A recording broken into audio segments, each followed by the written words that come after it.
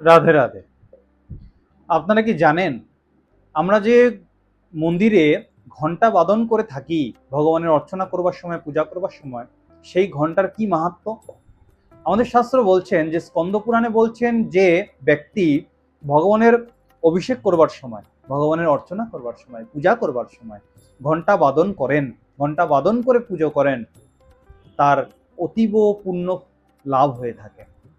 এমনটাও বলছেন এই ঘন্টা যদি আপনি পুজো ব্যতীত এমনি সময়ে বাদ্য করেন বা বাজান, তাহলে সেই রকম ফল আপনার কিছুই লাভ হবে না, এতে কোনো ফল নেই।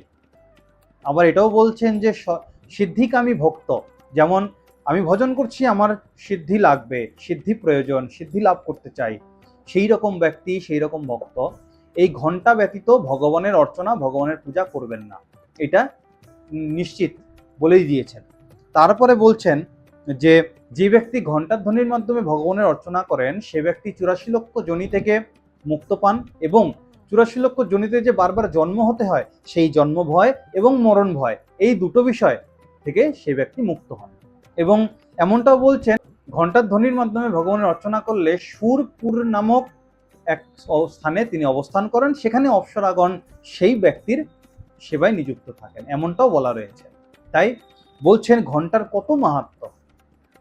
ঘন্টার এই মাহাত্ম্য যদি আরও আপনাকে শ্রবণ করতে হয়, আপনি আমাদের ইউটিউব চ্যানেলকে ফলো করুন এবং সেখানে বিস্তারিতভাবে ঘন্টার মাহাত্ম্য আপনারা শ্রবণ করুন। রাধে রাধে।